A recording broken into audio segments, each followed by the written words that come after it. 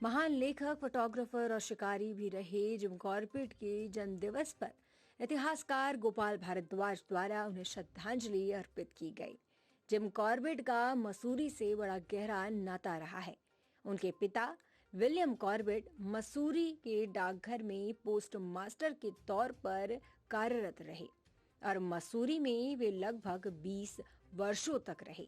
Jim Corbett का जन्म 25 जुलाई 1975 को नैनीताल में हुआ और उनके कई रिश्तेदार मसूरी में रहते थे, जिस कारण समय समय पर वे मसूरी आया करते थे।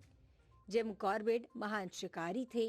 अक्सर ग्रामीणों द्वारा आदमखोर जानवरों से निजात पाने के लिए उन्हें बुलाया जाता था, लेकिन जानवरों से उन्हें प्रेम भी बहुत था और अक्सर वे जानवरों को बचाने का प्रयास करते थे। जिम कॉर्बेट को श्रद्धांजलि देते हुए इतिहासकार गोपाल भारद्वाज ने कहा कि जिम कॉर्बेट मसूरी के लाल टिब्बा क्षेत्र में उनके पिता के साथ रहते थे। इस कारण मसूरी से उनका बड़ा ही गहरा नाता रहा है और अक्सर वे मसूरी में भी आते जाते रहा करते थे। कुमाऊं और गढ़वाल में जब कोई आदमखोर जानवर आ जाता तो जिम कॉर्बेट को वहां बुलाया जाता था। जिम कॉर्बेट वहां जाकर सबकी रक्षा कर और आदमखोर जानवर को मारकर ही हमेशा लौटा करते थे। उनकी माय इंडिया पुस्तक भी बहुत ही चर्चित पुस्तक है। मसूरी से अजीत कुमार सिंह की रिपोर्ट। देखिए, आप सारे ज़्यादातर लोग इसको पूरी दुनिया में जो जिम कॉर्बेट पार्क है हमारे देश में बना हुआ इन्हीं के नाम से है। और ये महान शिकारी थे और उसके बाद लेखक थे और ये बहुत बढ़िया फोटोग्राफर थे और जानवर की जो साइकोलॉजी होती है, जानवर का जो वो होता है, उसके बहुत जानकार थे। ज़्यादातर लोग इनको ये कहते हैं कि इन्होंने मैन ईटर जो जानवरों को खाते थे, जो बाघ, उनको इन्होंने मारा है, लेकिन वो उनका ये लास्ट रिजॉर्ट होता था, लास्ट चॉइस होती थी कि जानवर को मारना पड़े। लेकिन जो 400 शिकार कर चुका होता था उसको ये मजबूरन मारते थे, लेकिन उसमें फिर भी लिखते थे कि मुझे बहुत दुख हुआ इसके जानवर को मारने।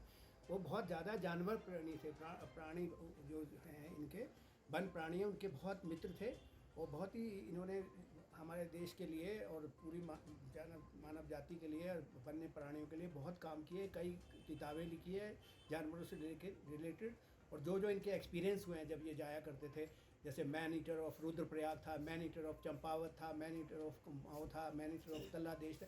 ऐसे कई किताबें अपने यात्रा विवरण और जो शिकार में वर्णन हुए कैसे उन्होंने किया, मजबूर होकर किया।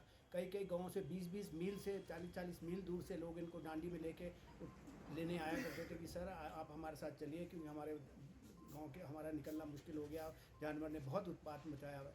और आप तो जानते हैं, आप तो मनुष्य जो है मानवता चारों तरफ फैलती जा रही है, हर जगह शहरीकरण हो रहा है, उससे जानवरों का जो हैबिटेट था उसके ऊपर बहुत ज़्यादा प्रेशर पड़ रहा है, तो उसका बहुत फ़र्क पड़ रहा है। यही आज का जो ये एक तरह से हमारे हो रहा है, आपस में संघर्ष हो रहा है जानवरों का और मानवता का, मनुष्य का। लेकिन मनुष्य इतना लालची होता जा रहा है हर दिन कि उसने जानवरों का जो हैबिटेट था, जो प्रकृति ने उन्हें प्रदान किया था, उस पर भी कब्जा करता जा रहा है। कहीं वाइल्ड सफारी हो रही है, कहीं शिकार हो रहे हैं, कहीं किसी वीआईपी को घुमाया जा रहा है, कहीं कोई कुछ हो रहा है। ये अच्छी बात नहीं है।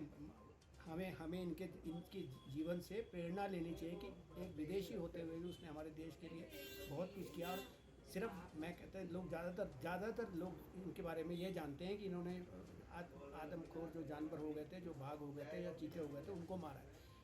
मैंने आपको ये भी बताया कि ये लास्ट रिजॉर्ट होता था। उन्होंने अपनी आत्मकथा में कई बार लिखा है कि मैं नहीं चाहता था जानवरों को मारने, उनको बचपन से प्यार था।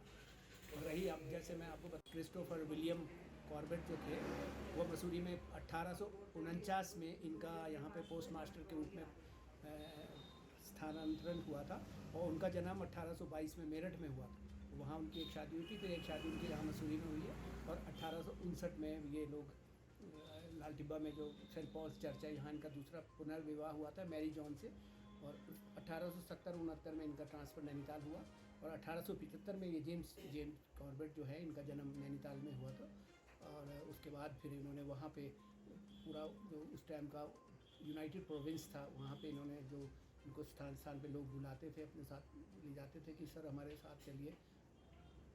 कई जानवरों को इन्होंने बचाया भी और जानवरों को बहुत प्यार करते थे। और मसूरी में इनके कई रिश्तेदार रिलेटिव रहा करते थे, इसलिए इनका समय समय में मसूरी आना होता था।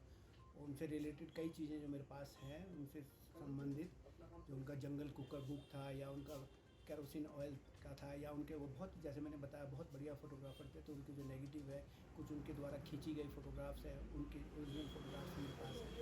इस तरह से कई चीज़ें जो मैंने अभी तक आर्टिफैक्ट्स जो था वो संभाल के रखा। लोग तो ज़्यादातर सोचते हैं कि वो हल्द्वानी या काला ढूंगी या नैनीताल से उनका संबंध रहा है, ऐसा नहीं है। वो मसूरी में भी कई बार आए, क्योंकि मसूरी में उनके कई रिश्तेदार रहा करते थे, और जैसा मैंने आपको बताया उनके फादर यहाँ पे करीबन 20 वर्ष रहे। ठीक, थैंक यू।